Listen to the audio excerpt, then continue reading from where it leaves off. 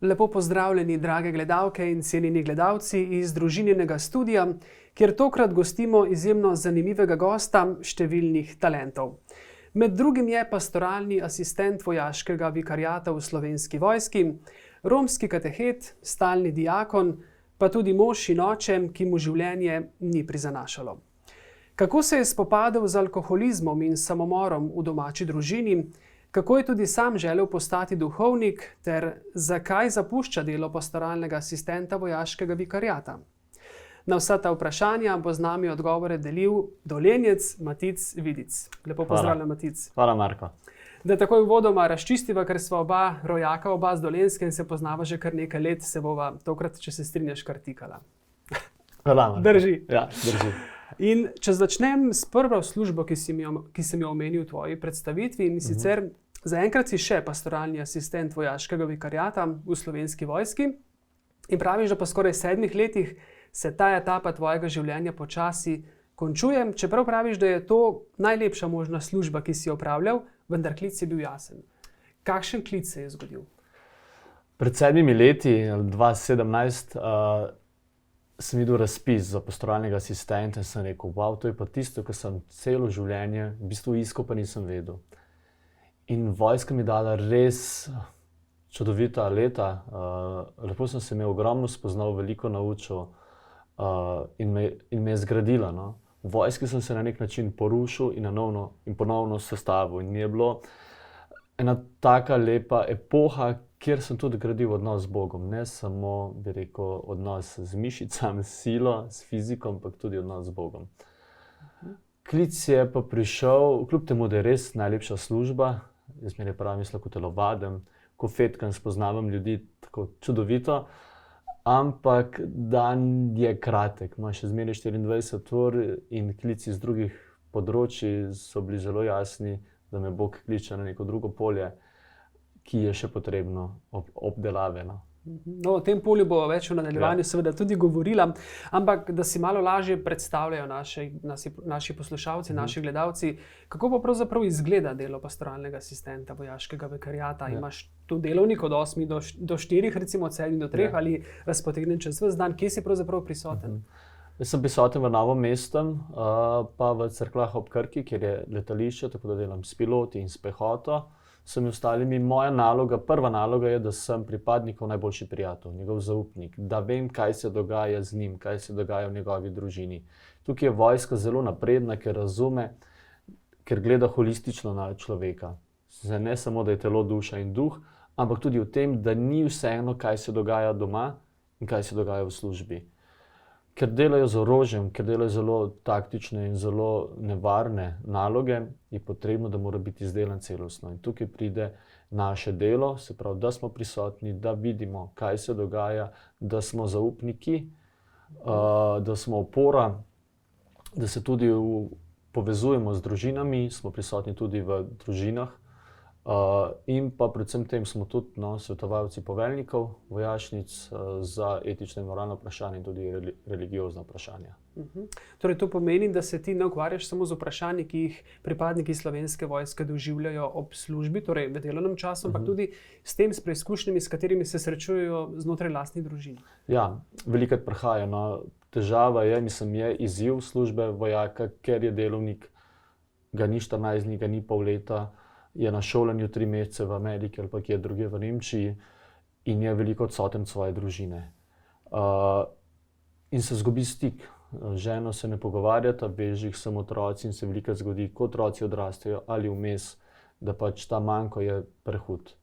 Zato je treba priti nasproti, se pogovarjati tudi z ženami. Jaz imam veliko kontakta z ženami in sem primeren sogovornik ravno zaradi tega, ker poznam način delovanja vojaka. Vem, kako mož deluje, zato tudi vem ženi en zunanji povedati in jo potolažiti in ni dati to nezga poguma, korajže, da kljub temu vztraja. Je pa veliko ločitev, veliko tega in mora biti zakon zelo trd, da zdrži. Vojaški zakon mora biti trd. Omenil si, da vojaki odhajajo na misije, ko so odsotni po 14 dni, lahko več mesecev. Si tudi sam bil v teh 7 letih kdaj dlje časa odsoten, da si recimo šel z njimi na kakšno misijo? Za pol leta ne, 14 dni, en teden na tak način ja, nisem pa dovolil. No. Mi je družina prvo mesto in tukaj ni nobene stvari, da bi ogrozilo to družino. Sploh bil sem planiran, preden se je Izak rodil, da bi šel na misijo, ampak potem z rojstvom so me umaknili iz tega seznama.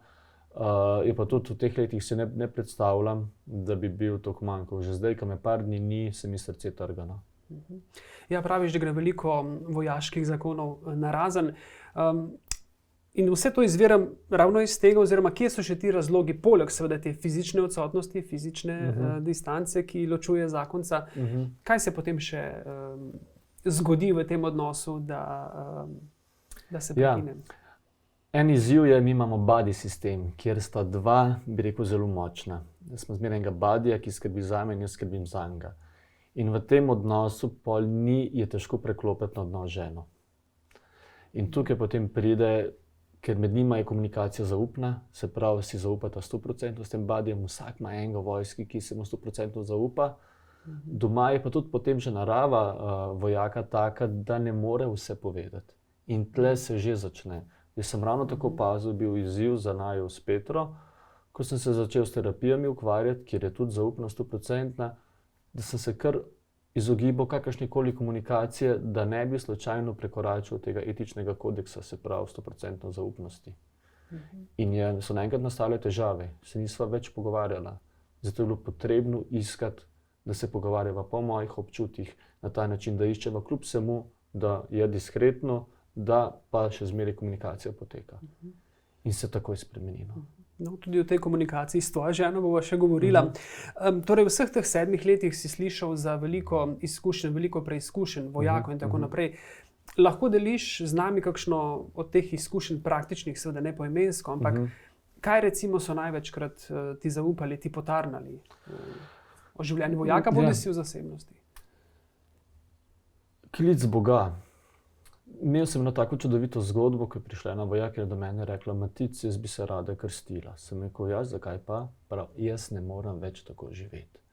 Vse v življenju se mi podira, jaz ne morem več tako živeti. A mi lahko, prosim, omogočiš, da se krstim, da spoznam Boga? In smo res šla v proces, da je bila katehumenka. In ko je sprejela zakramente, se je življenje obrnilo na glavo na najlepši možen način. Sam si ne bi mogel zamisliti, niti sama si ne bi mogla zamisliti, tako, kot se je lepo življenje obrnilo.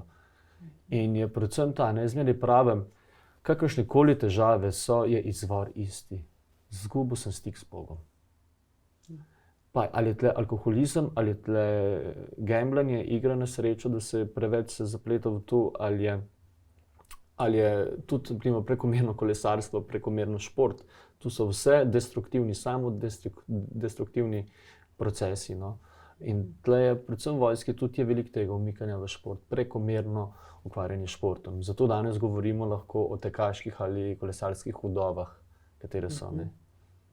Ja, seveda so v odnosu, pa hkrati pa same. Recimo. Nima nič, ne? Žena nima od moža nič. Ne? Tule v studio si prinesel s sabo 2 orodji, da ne rečem orožji, ki ti služita pri pomoči delu pastoralnega asistenta. Rožni venec in pa še en vojaški, kako lahko temu rečemo, če malo pokažeš. Vsi vojaki nosijo tukaj oznako, kaj so, mi pa od duhovne oskrbe pa imamo samo križ. Ker se ne rangiramo po tem, kaj smo po poziciji, ampak da smo oznanjevalci evangelija. Zato me bo zmeraj spremljala ta oznaka, tudi če nam nosim na uniformi, bo zmeraj tukaj križ. Druga stvar, se pravi, zunanji vidno znamenje, da vsi vejo, kdo sem in kaj sem. Rožni venec je pa zmeraj v uniformi, v žepu, je pa zmeraj, ki pomaga, da molim za druge ali molim za sebe, tudi da bom lahko nekomu pomagal. Matic, si kdaj v teh 7 letih doživel pa tudi kakšno negativno izkušnjo, da ti je da nekdo bil recimo tudi žaljiv morda? Ne spomnim se, da bi se kadarkoli slabo počutil. Jaz sem tak, da se veliko smejem in pa že avtomatsko že nekoga preženem. Ne moreš ti sovraštvo in proti ljubezni ne moreš zmagati. No. Tako da ne, nimam. Imam take ignorance, to večkrat začutim, kaj se boš ti fartlele ali pa karkoli se vtikal, pa pametoval. To ja, Drugače pa ne, no, drugače pa je izredno spoštovanje. Se mi zdi, da bolj, ko so visoko rangirani, bolj je to, bi rekel, celostno spoštovanje, no? Ker razumejo, da ne gre brez tega. Ja, da če želi imeti popolnega, seveda narekovaj popolnega vojaka, morajo biti vse njegove komponente v polnosti izpolnjene.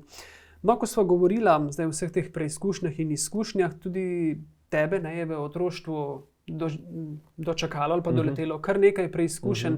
In sicer ti zelo odprto govoriš o težavah, ki so bile v tvoji primarni družini, govorim tukaj o alkoholizmu, o samomoru. Lahko nekaj več o tem poveš, o svoji izkušnji življenjski kot otroku, kot najstniku, kako te je to zaznamovalo? Ja, kot družina nismo bili nikoli, bi rekel, taka močna družina, ljubeča družina. Smo bili družina, kjer je bil alkohol prisoten in mama, ki je imela zelo bolezen, imela je vrečko in je bila kot mlada že in je bilo to zelo zaznamovalo. Je bila zelo slaba samopodoba. Oče pa tudi ni se znal soočati s tem in se je umikal tudi v alkohol. Tako da je bila to moja stalnica v življenju.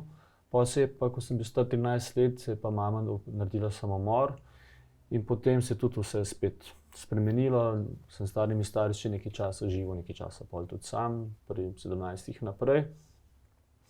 In vse to takrat sicer nisem razumel, zakaj se to dogaja, kje je Bog, kakšen je Bog, ampak sem pa vedel, da nisem izgubil ne mame, ne očeta, ker sem v očetu našel Boga in mamo v Mariji. Tako da nisem se nikoli čutil prikrajšenega za karkoli, da bi mi kaj manjkalo, da bi mi kaj manj, kot imajo moji sovrstniki.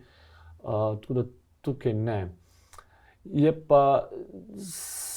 pa manjko, no? Je pa manjko, ki ti takrat ni jasen, mi je pa danes jasen. No? Bog me je čez vse to peljal, da lahko danes v polnosti nekomu, da ga razumem, da lahko imam empatijo, ki ni zaigrana, ki je resnična in da tudi sem tudi sam mogel razviti orodja, s katerimi sem se spoprijemal z vsemi to težko situacijo. Sploh v naši družbi, kakor pravi tudi dr. Perko, da je mokra družba, je alkohola res ogromno.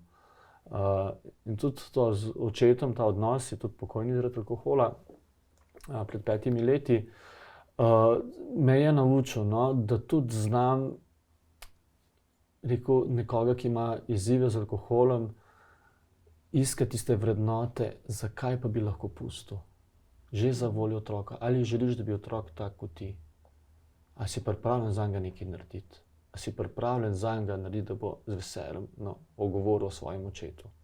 Ker vem, koliko je bilo v meni nelagodno, ko smo prišli kam v stik, ko smo kje bili, pa se ga je napil, pa je bilo težko. Je bil nek sram, izogibanje. In tudi pri alkoholikih značilno potem izkrivljena resnica, napačna predstava oziroma laž je tako močna, da že postane resnica. In poznam te polja, kako se to gradi, kako se odvija in vem, kako je treba tudi postaviti zelo jasne meje. Ker čim ne postavljamo jasnih meja, podpiramo to. No? Je pa potrebno na koncu zmeraj biti sposoben narediti prvi korak. Zato sem tudi jaz. Najtežja stvar je bila iti do očeta v bolnišnico, ko je bil že zelo proti koncu, in ga poslušati. In ga sem poslušati in biti tam zaradi njega, ne zaradi sebe, zaradi njega, da ga slišim, da je on to katarzo doživel, dal vse ven, čeprav se nisem ničemer skoraj strinjal, ampak sem bil zaradi njega, iz ljubezni do njega. In potlej sva se poslovila z objemom in s poljubom. Je čuti, da si mu tudi odpustil. Kajti odpuščanje je pomemben proces najbrž v odnosu do svojca. Je, ampak že odpuščanje je že, ko prideš. Ne? Da si pripravljen tja iti, rabiš toliko ene moči, ne? Toliko moči je potrebno za to, ne? Ker lahko rečemo, ja, sem odpustil, ampak živiš isto naprej. Ne, odpuščanje zahteva spremembo. Tako kot nekdo, ki prosi, ki pride v spovednico, ni več isti človek. On je drug človek. On ni več človek sovraštva, če išče ljubezen. Prav je že človek ljubezni. Tako je tudi pri odpuščanju samem, jaz se moram spremeniti. Ne? Nekdo mora storiti prvi korak, en mora iz tega kroga stopiti ven. Ampak to je težko. Ne? Matic, omenil si, da so te vse te preizkušnje najbrž še bolj zaznamovale tudi v tem smislu, da si iskal Boga, iskal si ljubezen in si iskal vse skozi pot do njega, nikoli nisi povsem skrenil s te poti, ampak si res čutil, da te Bog vodi in nekje sem prebral, da si tudi kot mladostnik razmišljal o tem, da bi sam postal tudi duhovnik. Ja, takrat me sploh po mamini smrti sem zelo jasno klic slišal, ga čutil in je bilo to, sploh ni bilo druge možnosti. Vendar potem z gimnazijo, dekleta in vse, sem pa videl, da me nekam vleče, no? Da ne bi mogel tega opraviti, da ni združljivo. In sem še celo na predvečer, sem še malo poroke, Gospod, pokaži mi, da ne bom naredil kaj narobe. No? Ampak je bil jasen signal, da se moram poročiti. In sploh nisem vedel, da obstaja diakonstvo. Meni to sploh ni bilo, mislim, tudi na faksu smo se učili na teološki, ampak mi je šlo ven iz glave ta pot. Vendar sem imel pa eno prijateljico, sestro Pijo, ki je kmalu, ko sem začel hoditi k verouku v prvem razredu, rekla: Matic, jaz čutim, da ima Bog s tabo posebne namene, jaz bom zate molila vsak dan. In ta sestra Pijo še danes, po 26 letih ali še 30 letih, ona zame moli vsak dan. In me pokliče in pove: Matic, jaz še zmeraj zate molim vsak dan. In je rekla: Bog ima s tabo posebne namene. In se je to diakonstvo zgodilo, no, ta klic, ki si ga sploh ne bi nikoli sam mogel zamisliti. No. Ja, da poveva za naše gledalce in gledalke. Lani si postal stalni diakon v novomeški škofiji. In zdaj nekako si predstavljamo to stalno diakonstvo ali pa stalne diakone, da so to nekoliko starejši, zrelejši možje. Pri tebi je zgodba malo drugačna. Ja. Si vendarle predstavnik mlajše generacije, še niti ne srednje ali pa zgodnje srednje generacije. Hvala. Kako si pravzaprav postal stalni diakon? Odkje je pa prišel ta poziv oziroma pobuda ali pa povabilo na nek način? Zelo praktično je to prišlo, iz strani zaradi zavoljo Romov. Jaz sem se že prej ukvarjal z Romi in je bilo zelo težavno, ker sem mogel zmeraj iskati duhovnike za krste, pa vse zakramente. In je bilo zelo nepraktično. No. In me je pa spremljal skozi pa novomeški vikar, Kokotec, Peter Kokotec, ki me je spremljal. In me je nekoč omenil: Matic, mislim, da je čas. Rekel: zakaj? Prav razmisel, ali bi stopil na pot, da bi se pripravil za stalnega diakona. In meni je takrat zaživelo, mi je bilo vse jasno, pa to je to. To je to, kar meni je Gospod preklical, seveda, da ti sklic je bil resničen, da je bil pravi, ampak sam ga nisem znal formulirati. No. Takrat mi je bilo pa jasno, ja, Gospod ima z mano neke namene in zato tudi so mi vse odločitve v življenju lahke, ker nekako zaupam, da se Gospod že ve, kaj dela. No.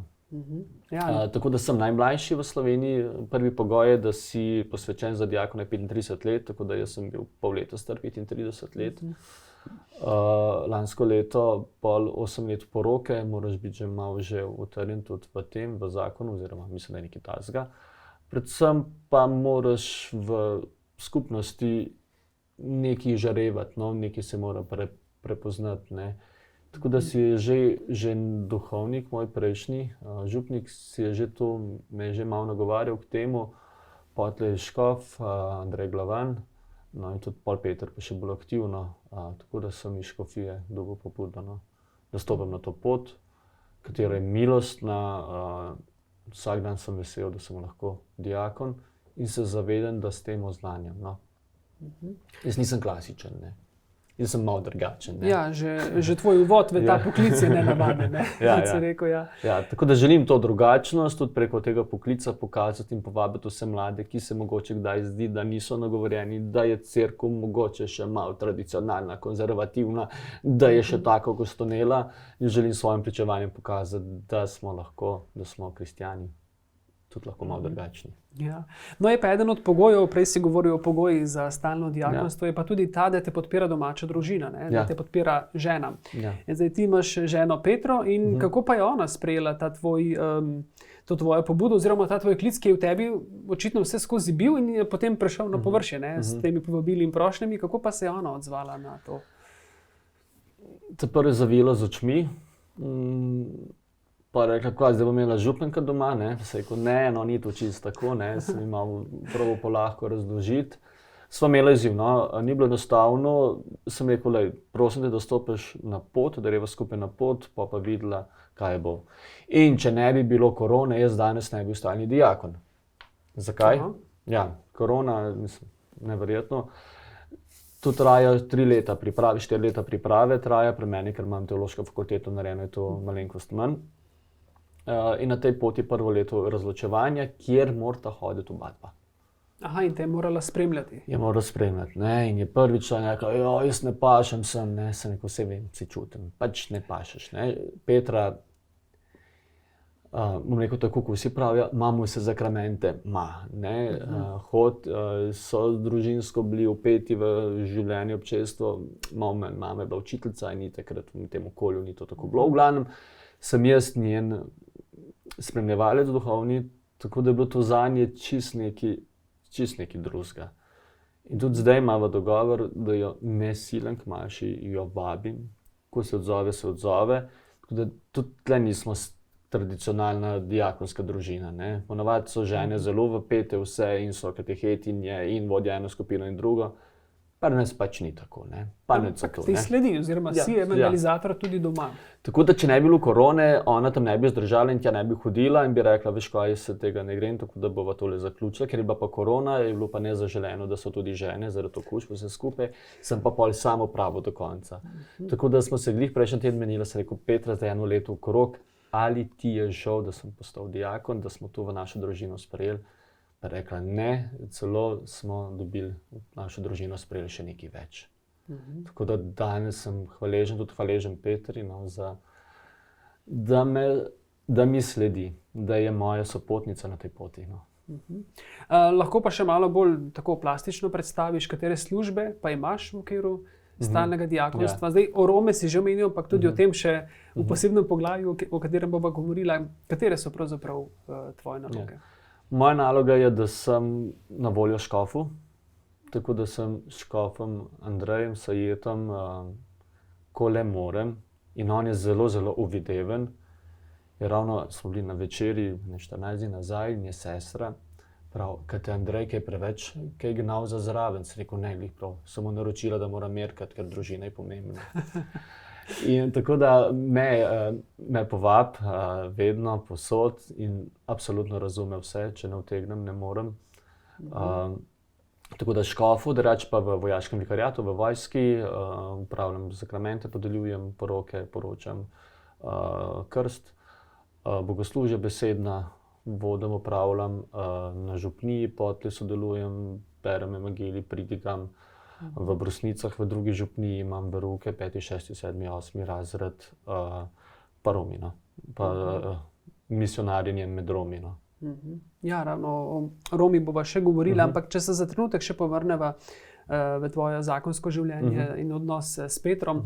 Ravno zdaj, letos, pred kratkim sta obeležila 10. obletnico poroke in tudi ti zelo odprto oziroma govoriš o tem, da sta si dolgo časa prizadevala za naraščaj, za otroka.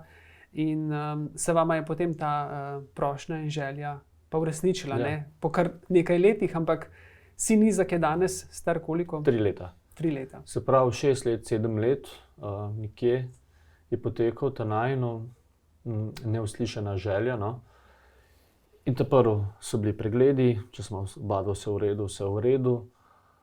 Potlej pa čakanje po nekem času z nekimi tabletkami, da vidiš, ali bo potlej, ali se bo kaj zgodilo, se nič. Ogromno molitev skozi, to je tako osnova.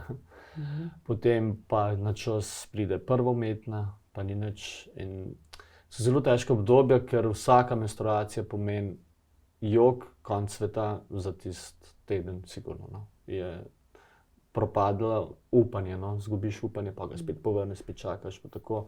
In je zelo naporno. To je za pare, tudi za naj bila velika preizkušnja, predvsem pa možnost, da sva se zgradila, no, ker se moraš pogovarjati. Tle pa ne moreš, da se ne pogovarjaš. Če se ne pogovarjaš, zaključiš, no. In sva se mogla skozi pogovarjati, veliko pogovarjati. Jaz sem se mogel začeti naučiti izražati čustva, meni je tudi vse moje, kar sem doživel, sem težko izražal čustva, nisem ne jokal, ne kazal empatije, ne nič, ampak po njej sem se pa vse to mogel, v tem procesu ne mogel, sem bil povabljen, da se naučim. Sem se tudi jaz to naučil, midva sva dala vse bioenergetike čez, vse polagalce rok, karkoli, ker tu je Petra vodila ta proces in nisem nič. Pa sem pa se enkrat dogovorila, je prišel pa moj prijatelj, kaplan v Ilirski Bistrici, Gašper Naglost, na obisk in je rekel, a želite, da bi imeli še bolniško maziljenje, Pa je Petra rekla, se kot Petra bi bila pripravljena, prav se smo dali že vse čez, bomo pa še to. Tako da je potlej po bolniškem oziljenju, je potlej pa čez 3 tedne, ko sem bila na 4. umetno naročena, je pa pokazal test. No. Po mestu je bil vikar na obisku, sem na obisku in je rekel, kaj nisi prej vikarja poklical, lej pa bi že bil. Ja, ko ste torej res čisto dokončno se odprla to temu božjemu dotiku. Vse to je treba, ne? Vse to je treba, ampak tle sva dva, ne? Tle je mogla tudi, Petra je bila tudi njena pot vere, njena pot, da je spustila, da je Gospod jo nagovoril, no? Tako da, tle sva dva, no, zato ne vem, če bo kaj prej drugače, ampak to je bila pot, s katero s hvaležnostjo ozreva za to pot. Kajti zdaj vsakič, ko pogledava Izaka, si rečeva, pa če bi bilo treba še 10 let, da imamo tazga otroka, ker je Izak, to je res, to je čudežen otrok, ne. Praviš, da je izmoljen tudi, ne? Ja, izmoljen. Ne, ta je bil izmoljen, no. Lahko rečeš, da je ta preizkušnja vaju seveda najbrž kdaj v tem odnosu, pričakovanju naraščaja tudi kdaj oddaljila, pa hkrati vaju pa tudi kot par in zakonca utrdila. Ne moreš iti mimo tega, mimo vseh zgodb, ko jih poslušaš, ko sta šla narazen, so pa takoj dobila otroke, ne. In je to stalnica poizpraševanja, ali sva midva sploh za skupaj, ne. In pol, ko gre že na to, na že dvom, pol so še druge dvome in pol že zmanjka, bi rekel, tistih sončnih plati, na katere gledaš. Ne, to je tako, kot če imamo Ferrarija, si ga zmeraj želiš, pol, ko ga dobiš, vidiš pa, da v bistvu nikjer ne moreš 300 peljati, neudoben je za voziti, težko ga kje parkiraš, v glavnem pa vidiš samo še negativno. In tle isto, prideš v eno fazo, ki v bistvu pri drugmu iščeš samo še negativno. In tudi midva sva tudi dala čez, ampak ne, ta imamo kuža, ta Srečkota, 10 let je tudi zdaj star, on je naju utrdil, ker ko greva na sprehod, ne moreš 1 uro na sprehodu biti pa se nič pogovarjati, no. Če ne že drugega hoda, bodo sosedi rekli, ne. Tako da smo se mogla ogromno pogovarjati in ta pogovor je zdrav, no, molitev in pogovor zdravi. In Izak vaju danes osrečuje. Ja. Ja, no in ko smo ravno pri otrocih in otroku, vse skozi omenjaš, ne, da je tvoje življenje tako ali drugače prepleteno tudi z romskimi otroki. In sicer živiš namreč na območju Novega mesta, kjer živi veliko Romov in v skupnostnem centru Brezje Žabjak že več let delaš kot romski katehet. Kako poskušaš romskim otrokom približati vero in Boga? Ja. Pri Romih bi povedal, jaz sem jih tako zelo sovražil, da sem mogel nekaj narediti, ker nisem mogel več s tem živeti. Mi imamo že v tem okolju, kjer živim, imamo že v DNK-ju, spravim, že nastrojenost proti Romom, ker je že, ko začneš dobro govoriti, je prva stvar, če noč pridem, te bo pa ciganka vzela. Tudi je ta strah že vkomponiran v nas noter. In pa še par izkušenj, ko sem jih imel zelo negativnih z njimi, je bilo to ena tak res zalogaj, kjer je normalen pojav, da začneš, ko se nečesa bojiš, ko se zelo bojiš, zelo sovražiš, ne. Strah je zmeraj s sovraštvom povezan. In potem sem tudi treniral borilne veščine, sem 3 leta, vsak teden po 2 ure, 4 ure hodil te borilne veščine in sem ogromno časa temu namenil, sem se jaz lahko boril proti njim. In potem res enkrat naletim na enega, vinjem ga in ga prijemam in ga vržem na tla in da ga bom, in v tistem obrazu sem pogledal, kot da bi hotel udariti Boga, Gospoda. Videl sem, kdo sem jaz, ustrašil sem se samega sebe, kdo sem jaz postal. In takrat sem videl, da ta pot ni prava. Vsak dan hodim na sprehod, zjutraj ob 5 grem, 1 uro, da hvalnice zmolim, malo razdelim čez dan. In po tej poti tu je romska transverzala, kjer hodijo v trgovino in polno smeti, vedno je bilo čisto polno smeti. In jaz sem vsak dan, namesto da bi zjutraj bil hvaležen, da sem še živ, hvaležen za življenje, sem zmeraj bil jezen. In zmeraj imel sovraštvo začel dan. Kaj ti cigani, spet je smeti, gor dol. In potem sem začel te smeti pobirati. Sem rekel, verjetnost bo, če jih poberemo vse, da bo jutri jih bo manj. In bom jutri manj slabe volje. In pa si videl, da je potrebno še kaj z njimi komunicirati. In sem s spoštljivim odnosom do njih pristopil, ko sem kakšnega srečal, sem rekel, a bi se dalo, da bi ti te smeti, če bi bilo le možno, da bi jih dal v koš. Se pravi, Ne z strpnostjo, ne s toleranco, ampak s spoštovanjem. Nisem ga gledal tak, kakršen je, ampak tak, kakršen bi on lahko postal. Se pravi, nekdo, ki skrbi za red. In sem ga že kot rednega, oziroma človeka, ki živi v redu, sem ga pogledal in z njim govoril. In ne moreš ti z lepim besedom nazaj nekaj grdega reči. In so rekli, ja, bomo. In zdaj po 5 letih ni več smeti nikjer. Na ta način. Pa sem videl, da lahko še kaj več naredim, ne? Da mi je Gospod dal talente, kaj jaz znam. Tako da sem že prej imel tudi veruke učil. Ko sem začel potlej z otroci, smo začeli prvo postaviti jaslice, Miklavža, polnočnico, bogoslužje, potem žegnanje jedi. Pri vseh teh, kar je že pri nas, sem jih začel z njimi organizirati. Tako da so me počasi spuščali. Prišel sem v naselje v uniformi vojaški, jer oni vejo, ne, da policisti pišejo kazni, vojaki pa streljajo. In je to imel drugačen pogled. No. Tako da so me, bi rekel, že kot vojaka me niso odgnali, so me, bi rekel, začudeno gledali. Mi smo se par let samo gledali. Nobenih stikov, sem ovohaval, ne, na nek način. Otroke ja, so me veruk, starejše pa ne. Tako da sem pa videl, ne, oni blazno molijo k Marijici. Ne. Marijica je number one in zato nisem vedel, da je Jezus pa sin od Marije. To ni šlo skupaj. Ne. Zato sem videl, da je potrebna kateheza. Ne. In sem začel otroke prvo učiti, potem pa še ostale, še njihove družine. No. Tako da smo, zdajšnja bera Gospodova smo imeli obhajilo, ker smo jih imeli 12, potem bermo smo tudi že imeli. Tako da tu so vse, bi rekel, prvič v zgodovini se je zgodilo, da je po krstu se še nekaj zgodilo. Oni vsi krstijo. Krst je največja fešta, kar jih je. In zato vidiš, da jim vera nekaj pomeni. In zato je tudi rešitev romskih izzivov ni v zakonih, ampak v veri. Vera je vedno celo zgodovino spreminjala. Vera je reševala. Vera je tudi izraelsko ljudstvo. Odnos z Bogom jih je civiliziral, da so se pripravili, da so bili sposobni narediti korak naprej, da so postali Božje ljudstvo. Lahko sebe dojemaš kot, ne vem, misionarja na domačem pragu? Ja, sem. Ja. Mislim, jaz sebe tudi, ko me večkrat vprašajo, si katehet, sem, ampak nisem katehet, sem več od tega. No. Jaz vsakodnevno sem z njimi v navezi, se z njimi srečujem, rešujem aktualne težave, ki so, mislim, vpet sem celostno v njihovo življenje. No. Kako pa ta jezikovna bariera, kako jo premaguješ, oziroma zdaj najbrž po toliko letih tudi najbrž obvladaš nekaj romskega jezika? Ja, ampak predvsem držim svojo identiteto. Oni spoštujejo, da sem tu, kar sem. Zato se niti ne trudim tukaj po romsku, ker tudi sami so rekli, želijo, da raj molijo otroci po slovensko. In jaz sem gadža, se pravi, to je civil. In jaz ne bom nikoli Rom, ker nisem Rom. In se ne rabim truditi nekaj, kar jaz nisem. Zato pri njih je zelo pomembno, da si zelo jasen, da ne fejkaš. Ker jaz, ko bi enkrat prišel tja, pa tudi z vero, pri meni je ključno, da čutijo, da iz mene vre vera. Ker če ni tega, ne bo nič, bo vse padlo. Tudi vidim pri svojih urah, ko sem ali sem utrujen ali nisem čez pri stvari, je ura katastrofa. Ko pa res iz Gospoda, prikličem Gospoda iz mene, je pa to čez nekaj drugega.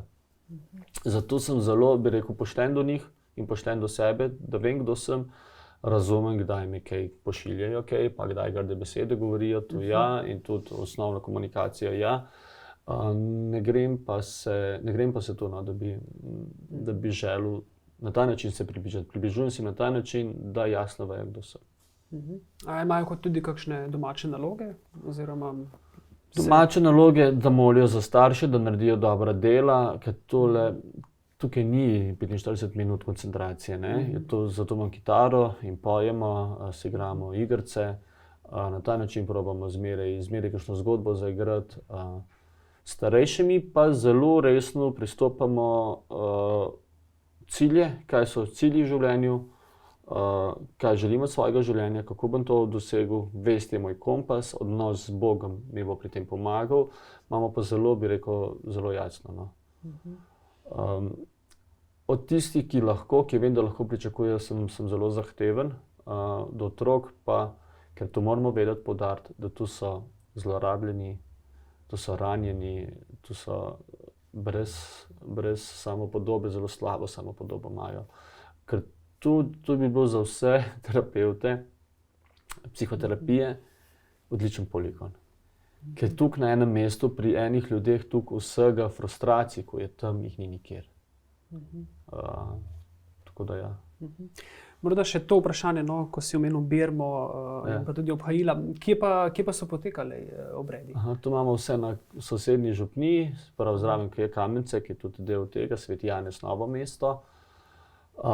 Je bilo na začetku kar malo nelagodja strani krajanov, ker to je še zmeraj 102 pola, ne?